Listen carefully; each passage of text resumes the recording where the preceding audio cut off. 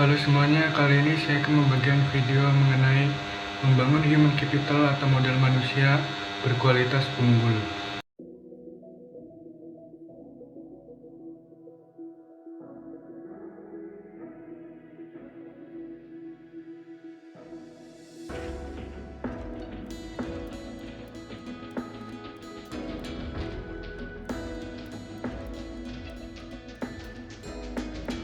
Sumber daya manusia. Sejarah peradaban manusia membuktikan bahwa manusia mampu menciptakan jauh lebih banyak informasi dari yang diserap oleh manusia itu sendiri, dan dapat mempercepat perubahan jauh lebih cepat dari manusia yang mengikutinya. Manusia seperti ini adalah manusia yang memiliki keterampilan, kompetensi, dan pengetahuan yang diperolehnya melalui pengalaman belajar. SDM yang unggul. Jika suatu bangsa ingin maju dan sejahtera, maka bangsa itu memprioritaskan investasi pembangunan SDM untuk mencapai tingkat nilai yang tinggi dan tersedianya SDM unggul.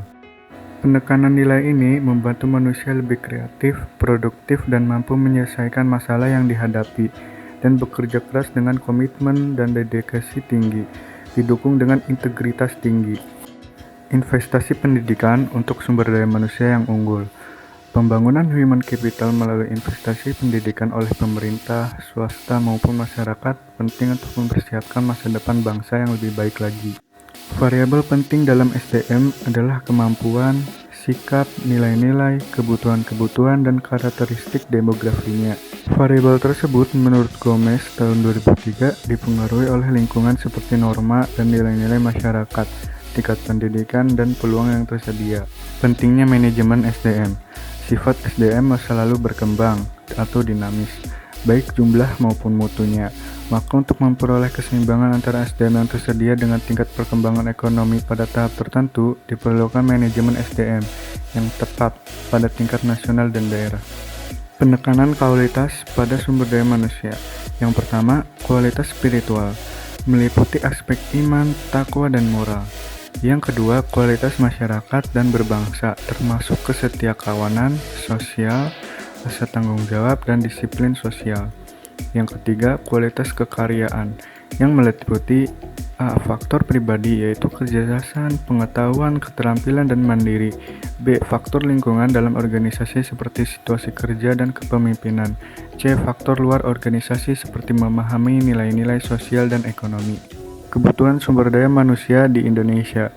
Dari pandangan di atas ditegaskan, sumber daya manusia yang diperlukan di Indonesia adalah orang yang cakap, dapat dipercaya, memiliki motivasi tinggi, memiliki kemampuan dan kecakapan, menciptakan iklim hubungan yang produktif, dan mengembangkan iklim kerjasama tim yang solid. Pemerintah, lembaga pendidikan, dan sektor swasta perlu berkolaborasi dalam menghadapi kompleksitas kebutuhan SDM di Indonesia. Penyediaan pendidikan yang berkualitas, pelatihan dan pengembangan keterampilan, serta kebijakan yang mendukung inovasi dan kewirausahaan akan membantu memenuhi kebutuhan SDM yang berkualitas dan berkontribusi positif terhadap pertumbuhan ekonomi dan pembangunan nasional secara keseluruhan. Perhatian harus diberikan pada peningkatan kualitas pendidikan, pengembangan keterampilan teknis dan soft skills, pemberdayaan perempuan, mobilitas tenaga kerja, serta penyesuaian dengan perubahan pasar kerja.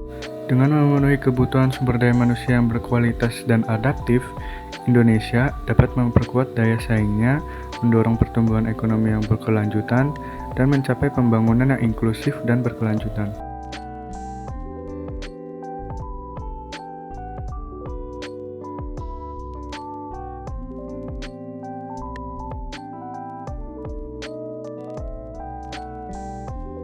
Yang pertama ada standar kualitas. Kualitas produktivitas memenuhi standar apabila sumber daya manusia mendapatkan pengalaman belajar dan latihan yang cukup untuk penguasaan ilmu pengetahuan dan keterampilan sesuai bidang peminatannya. Yang kedua ada penempatan SDM. Penempatan orang yang berprestasi dan berreputasi akan memberikan jaminan bahwa pembangunan human capital dalam organisasi pendidikan dapat memenuhi target SDM yang diharapkan. Selanjutnya, konsep human capital atau modal manusia. Konsep human capital berkaitan dengan fakta bahwa pada dasarnya manusia akan menanamkan investasi dalam dirinya melalui pendidikan. pelatihan dan aktivitas lain yang akan meningkatkan pendapatan mereka di masa depan melalui peningkatan penghasilan seumur hidup. Yang terakhir ada investasi sumber daya manusia. Investasi dalam bentuk menyediakan fasilitas pendidikan, menyediakan tenaga pendidikan, dan kependidikan yang berkualitas akan menjamin sumber daya manusia yang unggul, andal, dan berkarakter.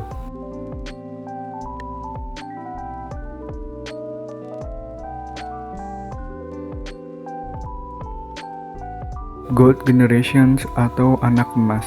Anak yang sehat dan cerdas merupakan bibit generasi emas di masa yang akan datang.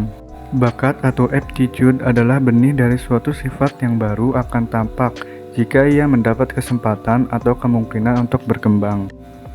Pada dasarnya, semua individu yang normal memiliki bakat dan setiap aktivitas diperlukan berfungsinya bakat seperti bakat matematika, bakat olahraga, bakat bahasa, bakat seni, dan lainnya, tergantung pada budaya di mana individu itu hidup.